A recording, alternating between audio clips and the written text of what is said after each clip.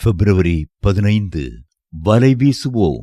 சமயத்திற்கேற்ற வார்த்தை சொல்ல நான் அறியும்படி கர்த்தராகிய ஆண்டவர் எனக்கு கல்விமானின் நாவை தந்துள்ளார். எசாயா 50:4. ஆத்துமாக்களை பிடிக்க வேண்டுமானால் அவர்களை கவர வேண்டும். இயேசு பாவிகளின் நண்பன் எனப்பட்டாரே. புன்முறுவல், நகைச்சுவை, கனிவான பார்வை, அன்பான வார்த்தை, அந்தந்த காலத்திற்குரிய பண்பாடுகளை மதித்தல் போன்ற இனிமையானவை ஆத்தும ஆதாயகனுக்கு தேவை. கடுஞ்சொல்லால் கல்லெறிந்து மக்களை கிறிஸ்துவிடம் துரத்துவது அல்ல, கனிவான கருத்துக்களால் அவர்களை கிறிஸ்துவிடம் எழுப்பதே ஆத்தும ஆதாயம் என்றார் வில்லியம் குர்னால்.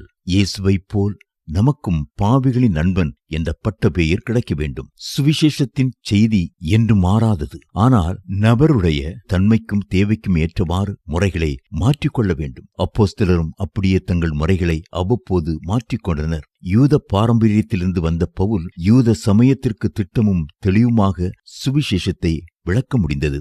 இந்து மார்க்கத்திலிருந்து மனம் திரும்பியவர்கள், குறிப்பாய் இந்து நண்பர்களுக்கு நற்செய்தி அறிவித்தால் அறுவடை அதிகமாயிருக்குமே.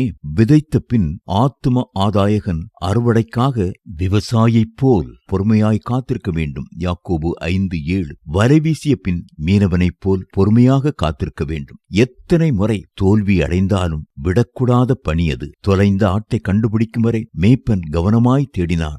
வெள்ளிக்காசை அப்பெண்மணி கவனமாய் தேடினாள். தொலைந்து போன மகன் திரும்பி வரும் வரை தந்தை காத்திருந்தார். முடியாது என்று எவரையும் எவ்விடத்தையும் தீர்த்துவிடக்கூடாது. ஆத்தும ஆதாயம் பொழுதுபோக்கல்ல.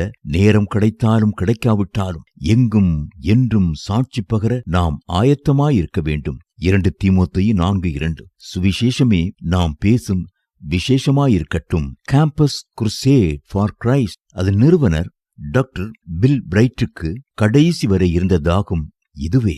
உயர்ந்தவர்களோடும் தாழ்ந்தவர்களோடும் அவருக்கு உந்துதல் இருந்தாலும் இல்லாவிட்டாலும் தனது விசுவாசத்தை பகிர்ந்து கொள்வதில் தீவிரமாயிருந்தார்.